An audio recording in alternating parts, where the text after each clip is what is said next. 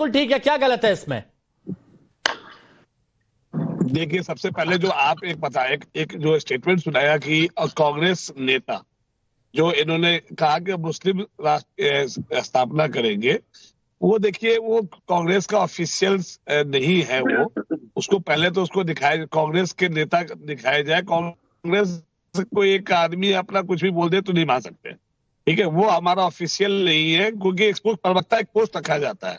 क्यों ऑफिशियल रखा जाता है? कि कोई भी आकर कुछ भी नहीं बोल सके, ठीक है। और रही बात दूसरी जो बाबा बागेश्वर की, तो मैं बाबा बागेश्वर को हमेशा नमन करता हूं, और वो बहुत ही बाबा है तो उनके मैं इज्जत करता हूं। लेकिन मुझे लगता है कि यही जो मुंह है ना, जो पान खिलाता है, यही मुंह जो है जूता भी खिलाता है। तो यदि आप अपने पे अपना जो जुबान पे यदि संयम नहीं रखेंगे, तो आपको जो धर्म गुरु की जो आप बनना चाहते हैं, वो जनता यहाँ पे बहुत लोग को उठाई भी है, और हमारे देश की जो पब्लिक है वो गिराना भी जानती है। हाँ। तो बाबा बागेश्वर एक हमको लगता है कि शायद जिस तरह का वो बयान दे रहा है, और सस्ती राजनीति सस्ती लोकप्रियता के लिए, मैं लगता हूं कि मुझे लगता है कि उनका थोड़ा दिमाग ठीक नहीं है।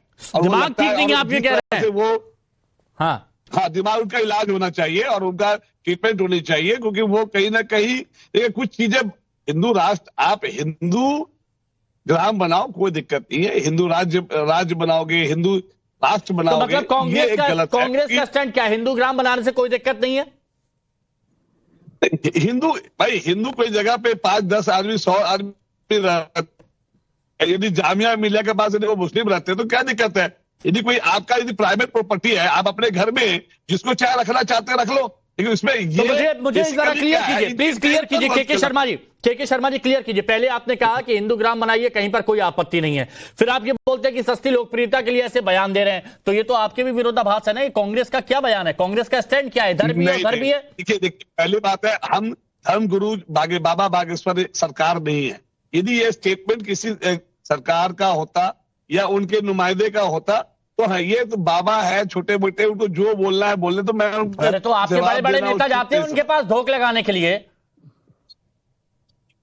नेता जाना वो अलग चीजें है, लेकिन वो सरकार नहीं है अपने आप। वो सरकार अभी बनना चाहते हैं तो सरकार बन भी नहीं पाएंगे, क्योंकि एक बहुत ही तुच्छ किस्म के वो बाबा है। तो अच्छा, आप बोल रहे हैं कि तुच्छ किस्म के वो बाबा हैं, तो फिर आपके बड़े बड़े नेता क्यों जाते हैं वहां? ये खिलाफ कुछ बोल के अपना मुंह गंदा नहीं करना चाहता। तुच्छ कह रहे हैं, तुच्छ किस्म के नेता नहीं है क्या? मैं अपना मुंह जो है ना गंदा तो फिर अच्छा बताइए, कांग्रेस के जो बड़े नेता जाते हैं वो क्या करते हैं? कांग्रेस के जो बड़े नेता जाते हैं वो क्या करते हैं? उनका मुंह छोटा नहीं होता? बात करने की तमीज नहीं है बदतमीज इंसान के बारे में मैं क्या कह सकता हूँ? मुझे लगता है कि वो तुच्छ बातें बोल के मैं अपना मुंह नहीं गंदा करना चाहता हूं। प्रतिक्रिया डाल लेता हूं। रमनीश वंशी। हिमांशु जी, इन्होंने स्पष्ट रूप से कहा कि उन नेताओं के बारे में इनका कोई टिप्पणी नहीं बनती है। तो आप बाबा बागेश्वर को पागल की संज्ञा दे सकते हैं? आप बाबा बागेश्वर और हिंदू के जो नेता है, बड़े नेता जो मठाधीश है, सनातन संस्कृति, पुरातन संस्कृति, वैदिक परंपरा को जो अग्रसर करने के लिए और बढ़ाने के लिए कटिबद्ध है, वैसे लोगों पे आप टिप्पणी कर सकते हैं, आप हिम्मत दिखा सकते हैं। लेकिन कांग्रेस के जो वरिष्ठ नेता, चाहे दिग्विजय सिंह की बात करें, चाहे कमलनाथ की बात करें, जब वो जाते हैं चरण वंदन करने के लिए बाबा बागेश्वर, तब राहुल गांधी उनके पास जाते हैं, अग्रणी नेता हैं, ये सारे तमाम नेता उनको बोलना चाहिए ना उसके ऊपर। बोलने दीजिए, शर्मा जी रुकिए, आ रहा हूं। हिमांशु जी 2013 में मनमोहन सिंह जी जब मुसलमानों के लिए कहते हैं कि संसाधनों पे सबसे बड़ा अधिकार मुसलमानों का है, तब वो टिप्पणी बन सकती है, तब वो शोभनीय बनती है। उसके बाद जब 123 प्रीमी संपत्ति 2013 में चुनाव से 2014 से पहले ही जब दी जाती है वक्फ बोर्ड को, तब ये सब शोभनीय माना जाता है। लेकिन आज बाबा बागेश्वर यदि हिंदू, और वाकई में 7 पुस्त के बाद 8वें पुस्त में जब जाते हैं तो ये लोग, आप मुसलमानों में आप देखिए मोहनलाल निकलेंगे, कृष्णपाल निकलेंगे, या क्या प्रेमलाल निकलेंगे, श्यामलाल निकलेंगे, ये इनके भी पुस्तक जितने भी हैं 7वें पुस्त के बाद आप जाइए तो हिंदू ही थे। और यदि हिंदू विलेज की बात आज मांग कर रहे बाबा बागेश्वर, मुझे लगता है सबका समर्थन होना चाहिए इस पे। और हम ठीक है, अब मुमताज आलम रिजवी साहब, आज ये हमारे 2 तरह की बातें आई। दो तरह की बातें हैं। राष्ट्र है। पहली और बात मुझे कांग्रेस लगता का है स्टैंड कोई भी हो गया, ठीक है रमनीश जी आपकी आगे बात हो बढ़ गई। सकता है, यदि मुमताज कोई आलम रिजवी साहब, है, दो तरह की तो बातें करना सामने चाहिए, आई। इसका स्वागत होना चाहिए।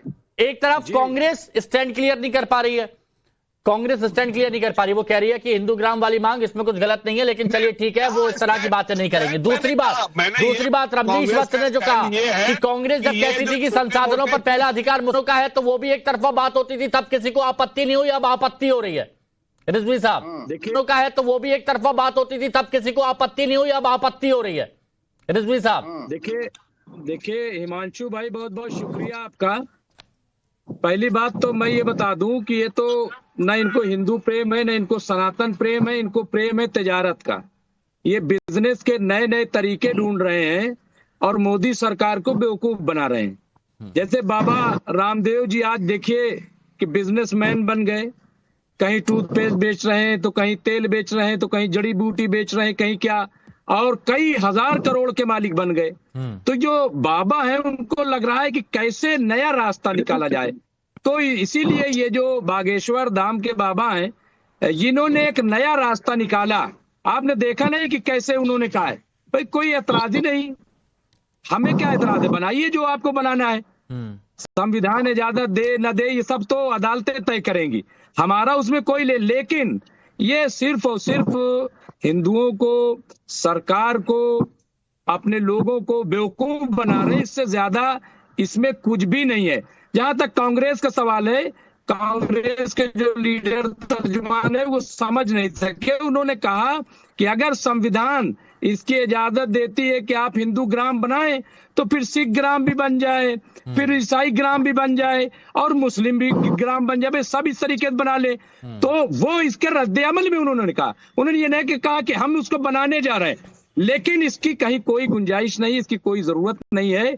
बाबा बागेश्वर धाम सिर्फ और सिर्फ अपनी दुकान चमकाना चाहते हैं। वरना सनातन बोर्ड का जिक्र किया अब ऐसे तो अलग अलग, कोई मुस्लिम ग्राम बन जाए, कोई सिख ग्राम बन जाए, कोई ईसाई ग्राम बन जाए। नहीं, देखिए राधा स्वामी सत्संग व्यास है, आप देखिए वहां पे राधा स्वामी सत्संग व्यास में वहां पे सनातनी जाते हैं, और जिसको और भी इच्छा है तो किसी को मना नहीं करते। देखिए भगवान का जो दिल होता है वो बहुत बड़ा होता है, हाँ। और जो भगवान जो है ना हमेशा चाहते हैं तो ये तो उनके लिए सब बराबर ये तो होता है। पंडित धीरेन्द्र कृष्ण शास्त्री ने भी कहा है, वो बायसनेस नहीं शर्मा जी ये तो फिर पंडित धीरेन्द्र कृष्ण शास्त्री ने भी कहा है कि जिसको आस्था है, जिसको बालाजी महाराज पर आस्था है, जिनको विश्वास है वो आए, उनके लिए मना नहीं है।